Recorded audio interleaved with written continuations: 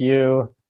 So just to repeat a little bit, this will be the first of 3 weeks in a row where we're going to learn about Maimonides on Thursday nights, Thursday day, for those in North America.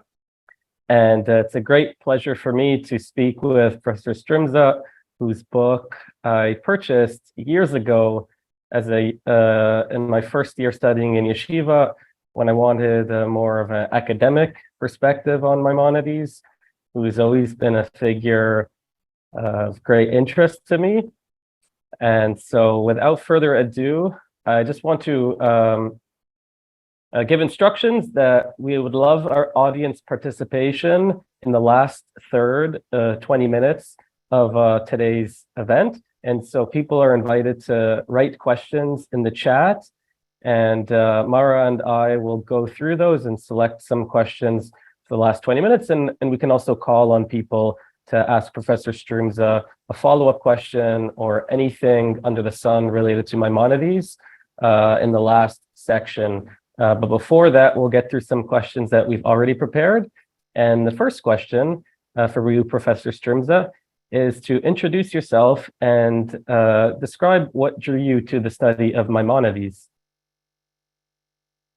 Thank you, Eliyahu. It's a pleasure to be here. It's a pleasure to see people interested in learning in general. I think Maimonides would have been happy with that. That's what he appreciated most.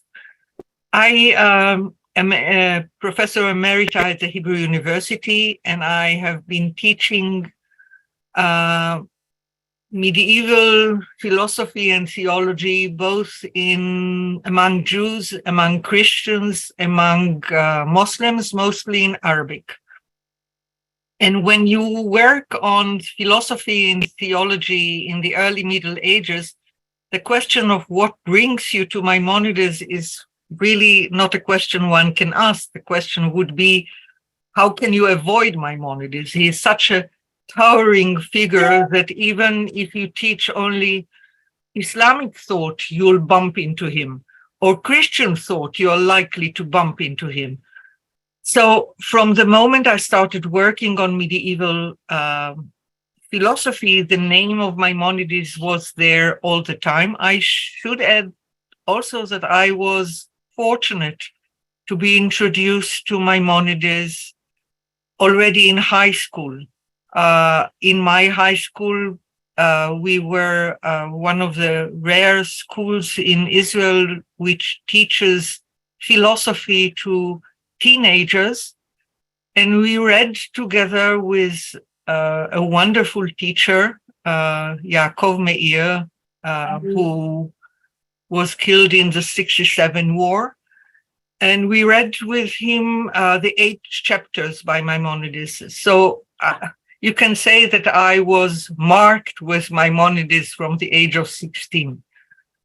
But as I was working on other things, the towering figure became three-dimensional, as it were, because the way he handled all his traditions, first of all, the Jewish tradition, the philosophic tradition, the medical tradition, the way he handled all this and like a sponge took it in and worked it into something else, something new, struck me as unusual, even for the very open-minded Jewish atmosphere of the early Middle Ages in the Islamic world. So I think that's what basically made me return again and again to Maimonides and finally stop for a while to work only on him. And I should say that having published the book, I find all the time things that I was not aware of, because he's so intricate, and the way he brings in the material and uses it is only his. Does that answer the question? Yes. So you began to speak about Maimonides, and as you mentioned, there's the Maimonides that we're used to hearing from in Jewish sources as a largely Jewish audience. We may think of him as the Rambam, as an acronym for Rabbi Moshe ben Maimon, while those of us in the room may have never heard of Abu Imran Musa bin Ubaidallah bin Maimun al-Qurtubi, as he was known in Muslim sources. So if you could please introduce these two Maimonides for us. So perhaps an introductory word on the way the two disciplines work in modern thought. We have people who work on Jewish thought and people who work on Islamic thought. And most of the time you can be happy working within the framework of your department or of your discipline without looking anywhere else. And for Jewish scholars or scholars who work on Jewish thought, the fact that Maimonides wrote in Arabic, in Judeo-Arabic, brings home the fact that one has to take into account also the Islamicate world and the Islamic background. But for people working on Islamic thought, it's very easy to ignore all the Jewish thought that was written in Arabic, or all the Christian thought that was written in Arabic, for that matter. As I said, Maimonides is such an important figure that they can't ignore him. But the way they bring him in is, okay, in the Muslim sources, he is cited as Musa ibn Maimun.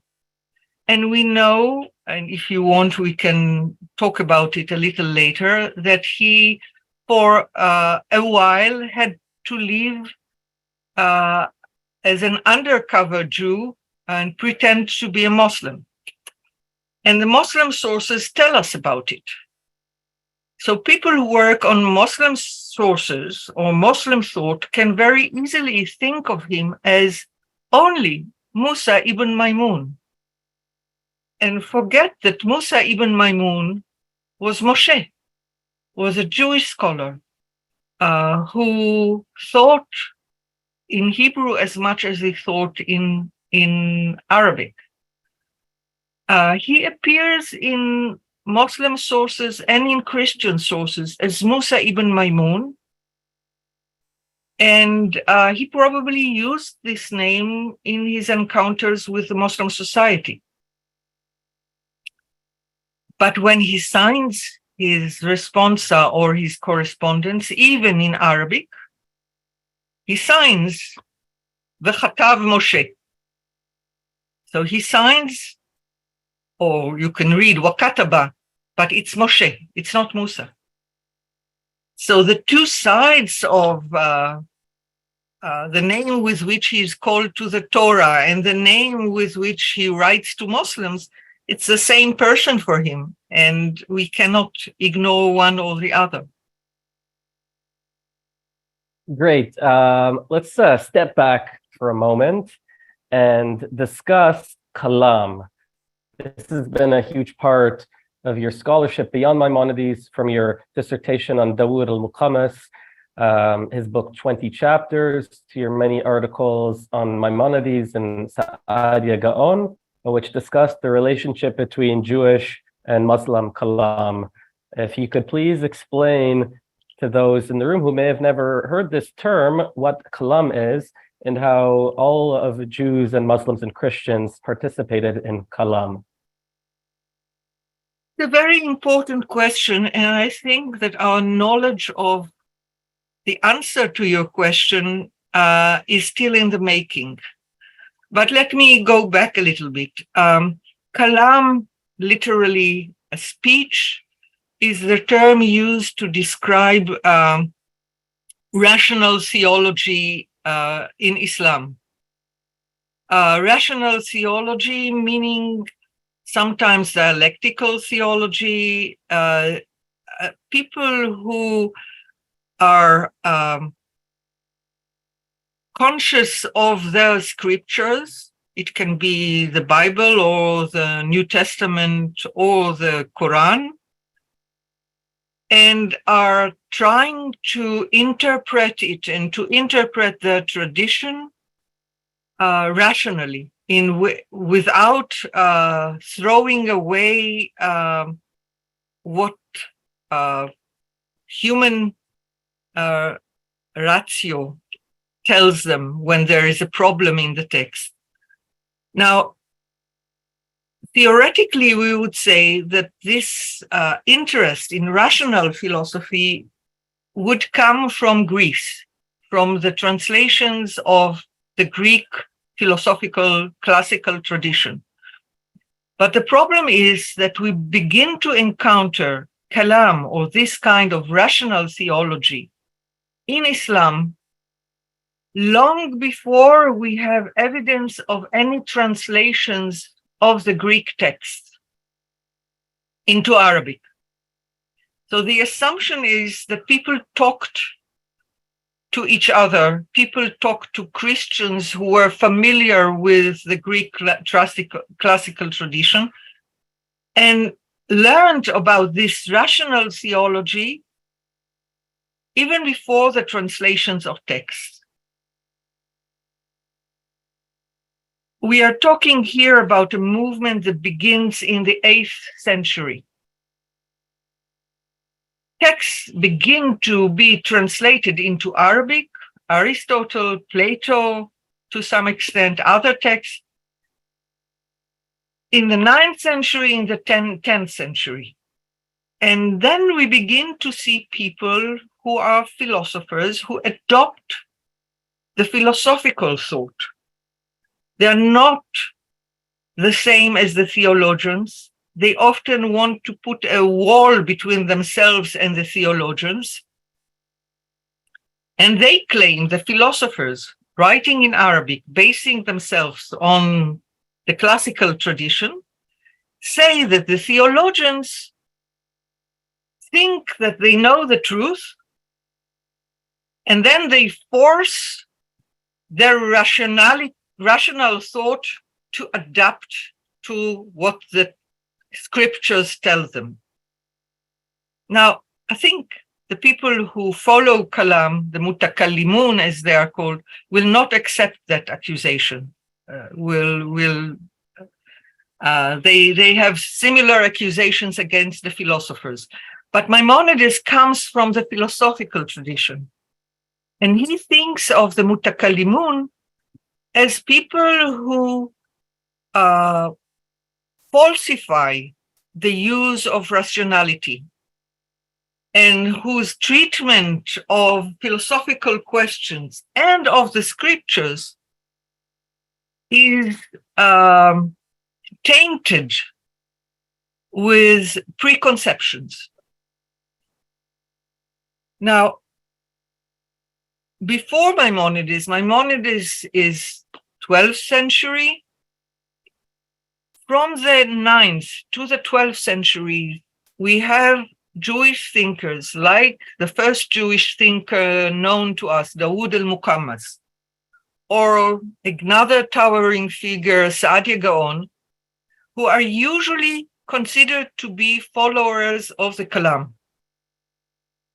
And it is true to some extent because the way they write, their style, the organization of the text is very similar to the way the Kalam, Muslim Kalam writes. But as we look more closely into the content of what they say, we see that people like al-Muqammas were steeped in the classical tradition. Al-Muqammas in the 9th century read Aristotle, probably in Syriac tradition, in Syriac translation. Saadia knew Aristotle, probably in Arabic translation. And unlike the mutakallimun of their time, they use the style of the mutakallimun, they use some of the components of the thought of the mutakallimun, but they are not mutakallimun as the Muslims are. They also have elements of Aristotelian tradition, of Neoplatonic tradition. So just to wrap it up, for a person like Maimonides, he is a philosopher. Saadia and Al-Muqammas are not. But for us, looking at what they wrote, the picture is less clear. Thank you. Following up on Maimonides as a philosopher, it strikes me as somewhat interesting, if I understand correctly. He really identified himself within a specific intellectual school of the philosophers, which is interesting to me because I think of Maimonides as so revolutionary and original in terms of his Jewish thought. So it's interesting that in terms of his philosophical thought, he would identify with a school. If you could talk about the school that he identified with and why you think he was drawn to this particular intellectual movement. You're absolutely right. Let me stop for a moment on the word identification. Because what I said just now about the Kalam, the Jewish Kalam, already shows that Jewish thinkers usually did not identify formally with a Muslim school of thought. Saadia does not say, I'm a mutakallim. Al-Muqammas doesn't say it either. Nobody says it. They pick and choose, and they have the school they prefer, but they pick and choose. They are free. They don't belong to the school. So they are free to choose from other things. Maimonides is here in an exception in that he does identify. He wants to be identified with the philosophers, with the Muslim philosophers. He wants to be identified as their intellectual student. And he tells his translator and his student not to read Aristotle without the commentaries by the Greek commentaries translated into Arabic or commentaries by people like Averroes, his contemporary, which is another sign of a school tradition. You have the teachers, and the teachers are the ones that teach you how to read a text. You don't read Aristotle alone. You read it with the interpretation of the authoritative teachers, and you are a student in the school. Maimonides identifies with the school, starting with people like Al-Farabi in the 10th century in the Orient, but more specifically with the Spanish or Andalusian school of philosophers. People like Ibn Bajjah, Ibn Tufail, Ibn Rushd, all his contemporaries. He identifies with them because he thinks that their way, the tools, the way of thought, the tools they honed in order to think and consider any question are the right tools. When we apply our thought to any question, we may err. And we need to have sharp tools that will help us move step by step to avoid errors. And he believes that Aristotle's logic and the commentators after him taught us how to move carefully.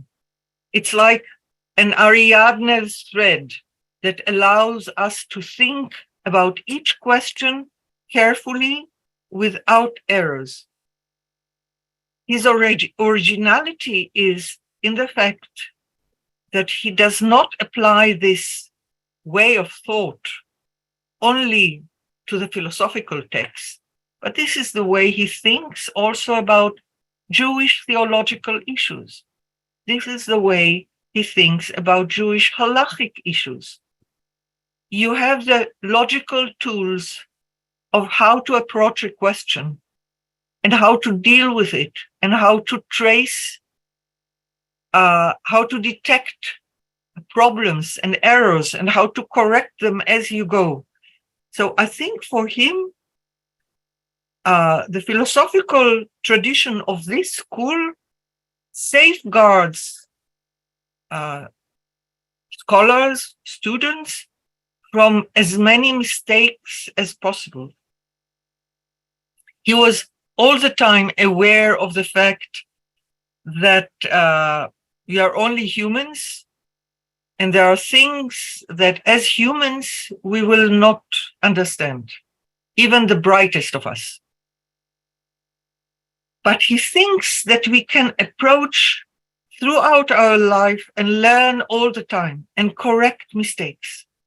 And for that, we need to hang tight, to hold tight to this Ariadne thread of Aristotle's logic, Aristotle's thought.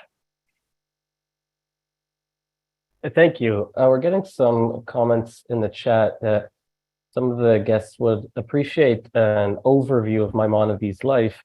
If you could say something a bit more general and what some of his most significant philosophical ideas are. So first, the life itinerary. He was born in Cordova in 1138 under Muslim rule, under a rule of a dynasty known as the Almoravids. 10 years later, in 1148, Cordova is taken by another Muslim dynasty called the Almohads. And the Almohads, for various reasons, force Jews and Christians to convert to Islam or to leave. And Maimonides' family chooses to leave. They disappear from our horizon for several years, probably spending at least some time in the northern part of the peninsula in Christian territory. And then they reappear right next to the Almohad capital in North Africa, in Fez. And they live there for several years. In all likelihood, like all Jews, as crypto-Jews. So performing outwardly, behaving outwardly like Muslims, keeping inwardly the structure of the Jewish community and continuing to live as Jews. And then when the opportunity to leave presents itself, to leave safely and not as derelict refugees present itself, they leave, they move to Palestine for a few months and then to Egypt. And there they resurface as Jews. And this is where Maimonides lived until 1204 when he died. He probably had in his mind already a project of his halachic works from a very young age. So he begins with a commentary on the Mishnah in Arabic and on some tractates of the Talmud. Then he moves to a book of commandments, which lists the commandments, and then to his Hebrew codex called known as Yad HaZakah or Mishneh Torah. And it is only later in life in Egypt that he writes his most philosophical work, The Guide of the Perplexed. in Judeo-Arabic. And I say that it is his most philosophical work because in some ways it is not a philosophical work as people at that time expected. It includes a lot of biblical exegesis. It is not structured as a philosophical work. It moves from one question to the other on purpose. But it is steeped with a philosophical tradition and with his identification of the philosophers, Muslims and Greek before them.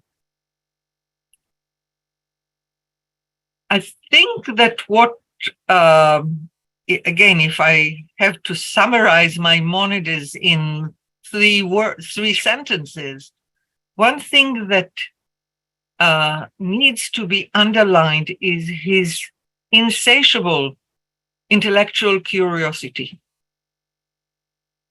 Reading through the guide, or through his halachic work, or through his correspondence that we see in the Geniza, we see, and he actually tells us, that he does not accept the concept of censorship.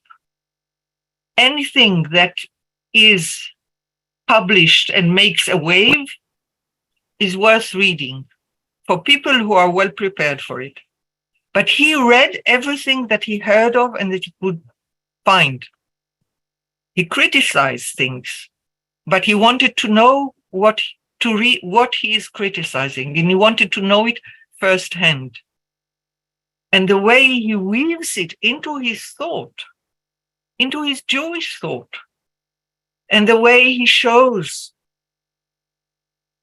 again and again the philosophical ideas in the thought of the Talmudic rabbis or in the Bible, the way he interprets the Bible to agree with Aristotle or with Plato, or to put a question mark on some of the things of the sages, is both daring. You use the word revolutionary, but we have to remember that he was also the leader of the Jewish community. So he does it very carefully, so as not to rock the boat, so that people who are not prepared to it, simple people who just need to know how to practice their Judaism, will not be uprooted and become more perplexed. I would love to ask you about your book published in 2009 entitled Maimonides in His World, Portrait of a Mediterranean Thinker. If you could summarize the main argument of the book and talk about what was the main disagreement with how Maimonides was portrayed by earlier scholars that led you to write this book. And I'll add another question. What do you think is the significance of your book for the non-academic audience and how we understand and appreciate Maimonides? I think, well, to be honest, you said, what is your disagreement? And I actually don't disagree with many of my predecessors and teachers. If I mention names like Samuel Stern, Alexander Altman, Shlomo Pines, many others, I don't disagree with them. I follow in their footsteps. But besides these great scholars, there are many people who think of Maimonides as the Rambam. They think of Maimonides in Hebrew, in the modern or European, not even modern, but European context. And sometimes you read studies or people who discuss Maimonides, and you would think that he was a student of the Gaon of Vilna, that he studied somewhere in Eastern Europe. The context in which he worked and which shaped him and to which he reacted, if you read him in Hebrew and you forget where he lived, this disappears. Maimonides' intellectual curiosity, his openness, is an essential part of his philosophy and of his halachic thought. And when I tried to write about Maimonides in his world, I tried to see how the fact that he is the greatest Jewish philosopher in the Middle Ages, certainly, how the fact that he was open to his non-Jewish society and to his Jewish society and to all this, the shades of both societies, how they shape his work, how they shape his thought, and how he interacts with them. Because he does. He sometimes says one thing and then reacts to something that happens around him. In some ways, you could say, okay, this is an abstract scholarly work, the work of the archaeologist. I tried to dissect Maimonides and to see what are the layers in his thought, what is the DNA of his thought. But this is arid scholarly work. But this is not at all the way I think about it. I think that if you ignore all this context, then what you get is not Maimonides without context. What you get is somebody else. You don't get Maimonides. For people who are not scholars, I think the lesson to learn from Maimonides and his context is this kind of openness to constant and varied intellectual challenges, and how you integrate them into your own way of life, into your own thought, into the way you raise your children. I think his insistence on, and it is his pedagogic insistence, that you have to open yourself up to as many things as you are capable of dealing with. I think this is perhaps his most important teaching for people in our time.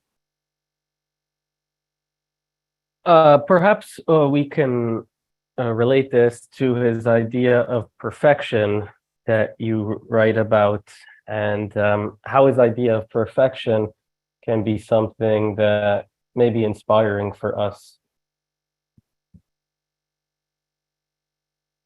Maimonides' perfection, the way he speaks about perfection, draws on the Jewish sources and draws on the philosophers. For the philosophers, the utmost human perfection is pure intellection. So if you think of a human being as body and soul, and then the soul as having many layers, the uppermost one of which is the intellect.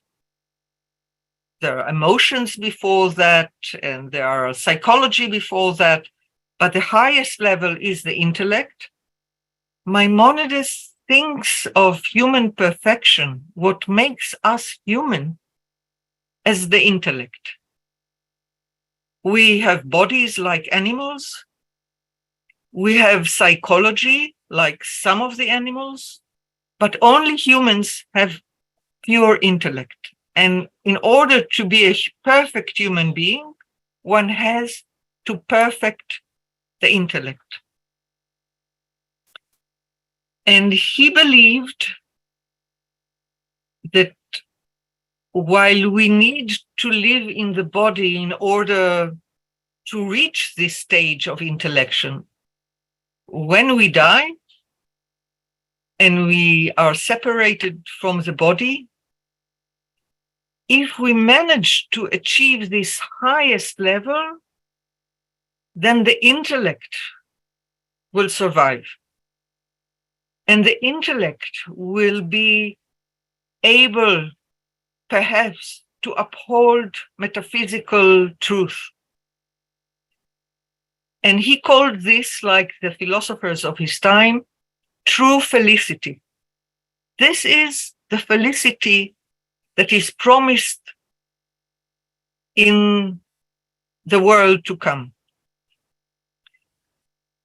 But then he goes to the Jewish sources and also to the realization that not everyone is capable of getting to this pure abstract intellection.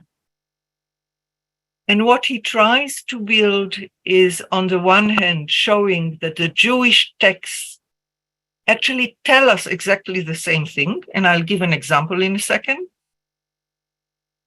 And also that the Jewish texts allow us, every man and woman, even women in the society, to advance as much as we can and to prepare the ground for people better than us who can advance more. So if we are a perfect society, even if we ourselves do not reach this stage, a perfect society will enable people within it to reach this stage. And in the last chapter of the Guide of the Perplexed, he cites from, in chapter 54 of the third part, he cites from Jeremiah 9, which says, let not the wise boast of the wisdom, or the strong boast of the strength, or the rich boast of the riches, but let the one who boast about this, that they have the understanding to know me, and that I am the Lord. So this, the understanding to know me, to know God, this is something to aspire for, not the strength of the body, not the riches of this world, and not what people call wisdom, which is how you manage to live and to get around and to get about in this world, but the intellectual ability to understand and know God, that I am the Lord. And these are the last lines of the Guide of the Perplexed. This is the perfection of what humans can aspire for. Thank you. There are two questions. Turn to the audience questions now. From Scott Birnbaum, he asks, how did Maimonides square the Andalusian school methodology with the received Talmudic Mishnaic tradition? And I think this is similar to Herbert Weller's question, which is that Maimonides believed in the truth of the Bible and the Jewish God, and in this way, can he be considered a rationalist?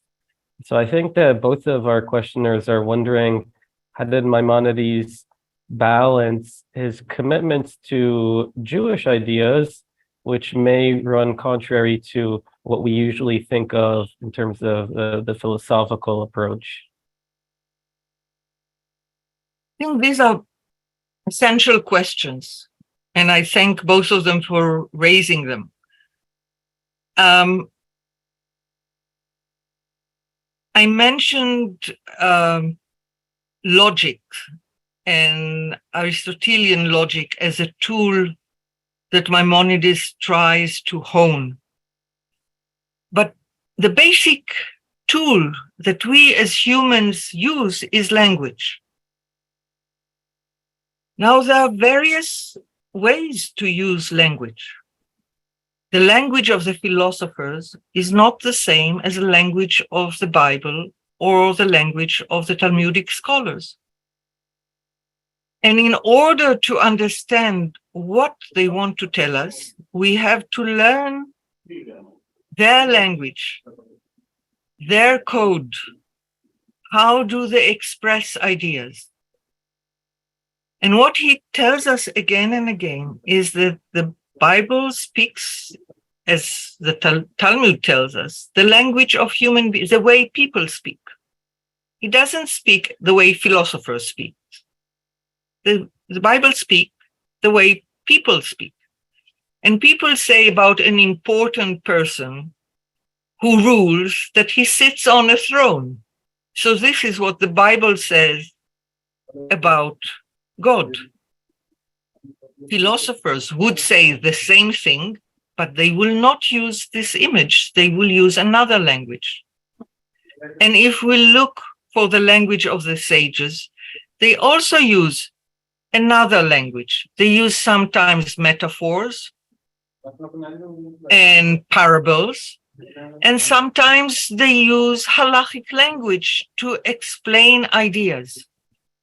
And the way Maimonides squares these two trains of thought is by taking examples and demonstrating that you can interpret the Bible, the verses, as meaning in a different language, the same thing that the philosophers would say in their language.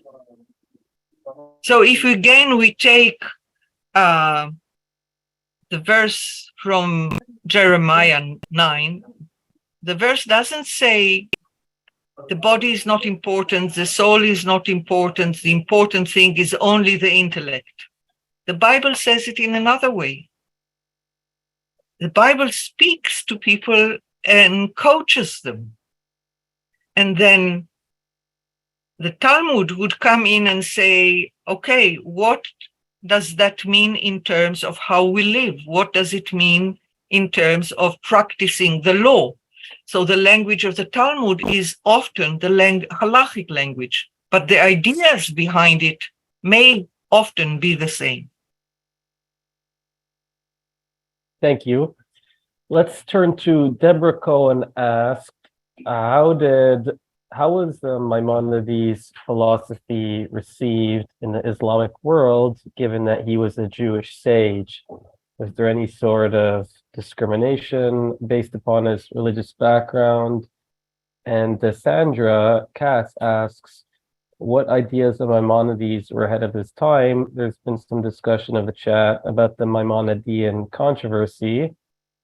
So excuse me, I didn't catch the last question. Sandra Katz asked if there were some ideas of Maimonides that were ahead of his time. And there's been some discussion of the chat about the Maimonidean controversy. So perhaps you can speak about some ideas of his that were controversial, and also how, in general, he was treated by Islamic thinkers. If there was any problem with him being a Jewish philosopher.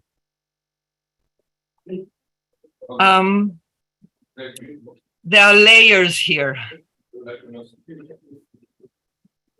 Maimonides had problems in the Islamic world because he was a Jew.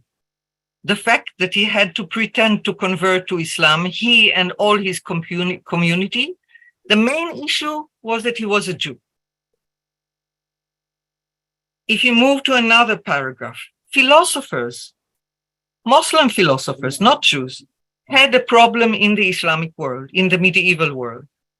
So whether his contemporary Averroes was for a while part of the court, and for a while was banished, and his library was confiscated.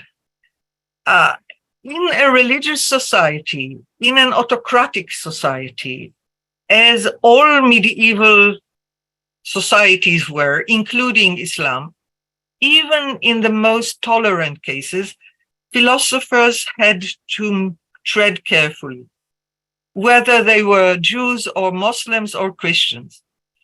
And in some ways, as a Jewish philosopher, Maimonides did not interest the Muslims, the Muslim authorities, because he was the problem of the Jews as a philosopher.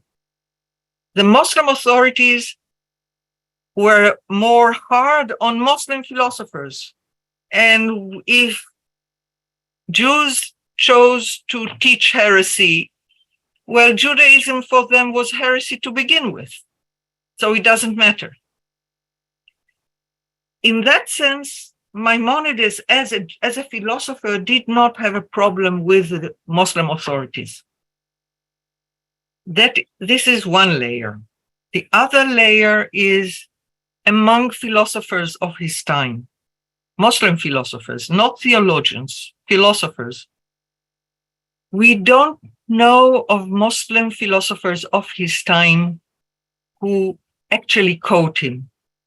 But very soon thereafter, people quote him and use his work and teach his work. So those people who did not have a problem with philosophy in general also did not have a problem with Maimonides, the Jewish philosopher. And the phenomenon that I try to point out, the philosophers have difficulties within their own community, not with the authorities, also explain the problems that Maimonides' books had in the Jewish community after his death, also during his life. The controversy over Maimonides' book started in his lifetime for various reasons, some of them completely power struggles within the community, but also because people felt that they don't like his ideas, that they don't like his interpretation of the text, that they don't like his openness to non-Jewish philosophy. If we move to the 13th, 14th century in southern France, northern Spain, throughout Europe, there were those who were devout followers of Maimonides and those who felt that he was adding to the perplexity and leading people astray.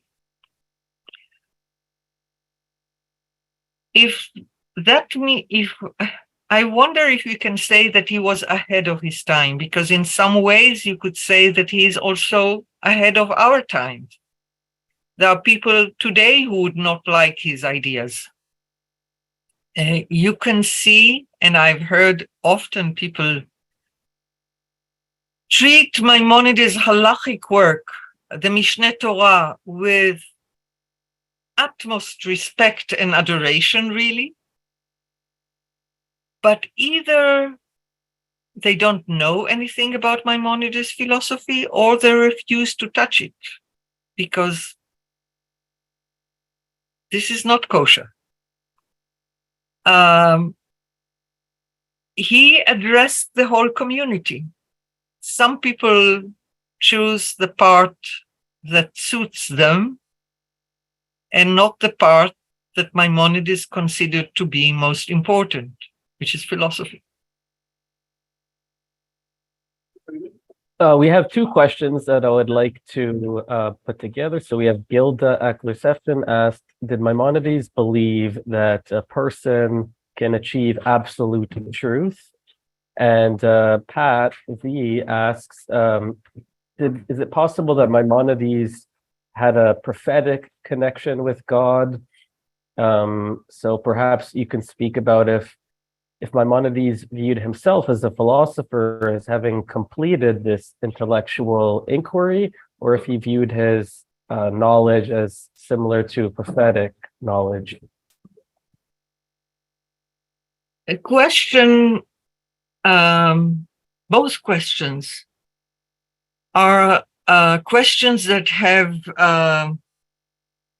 been debated in the academic community for the last, I would say, 30 years heatedly. Whether he believed, whether he had a prophetic experience. And rather than going into saying what this side thinks and what that side thinks, allow me to say what I think. Maimonides describes the knowledge that human being acquires as flashes in the dark. We walk in darkness and suddenly we have the aha experience and we understand something for a moment. And then we are again in the dark. And some people have so many flashes that they are almost in daylight, like the prophet Moses. And others have more or less flashes and some don't have any.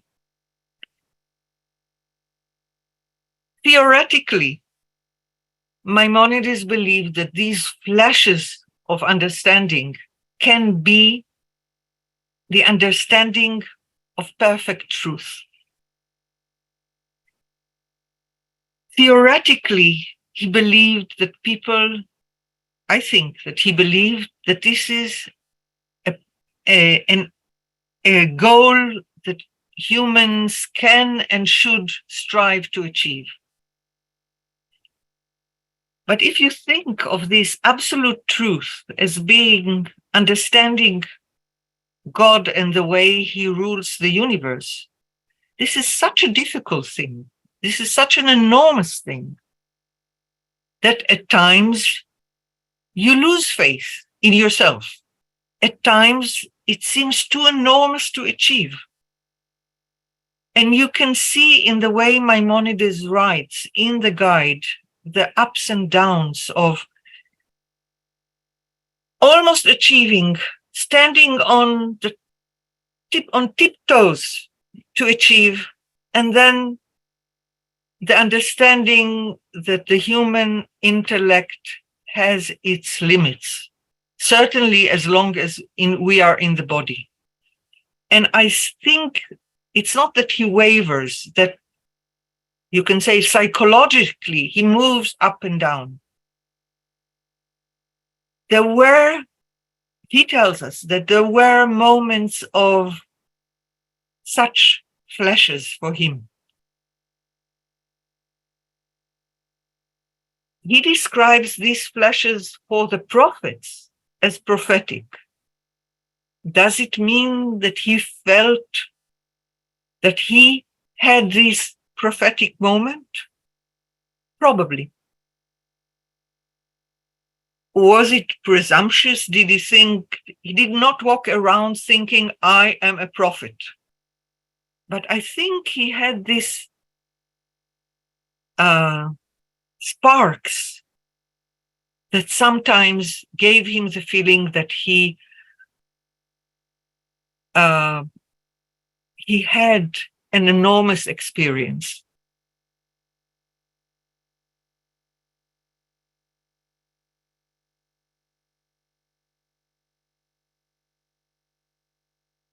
Thank you, Professor Strumza. 1 second, I need to sneeze.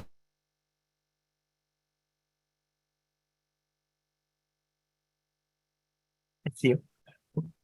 So, because Maimonides is really a subject in his own right, and there's so much to discuss, what we really meant in this lecture series was that we'll, for 3 weeks, discuss various aspects of Maimonides. And so next week, we'll be joined by Professor Phil Lieberman of Vanderbilt University, who will talk about Maimonides in a more historical context. And then the following week by Professor Len Goodman of also Vanderbilt University, we'll discuss some more of Maimonides' philosophical ideas. And we hope that this way, those who are able to attend all 3 sessions we'll get more glimpses of this complex and deeply interesting and significant figure in Judaism, and as we discussed today, in philosophy more general. So we thank everybody for participating and for their feedback, and a special thank you to Professor Strumza for dedicating her time to being with us and sharing the fruits of her vast scholarship. Thank you. It was a pleasure. Thank you, everyone, and hope to see you again next week.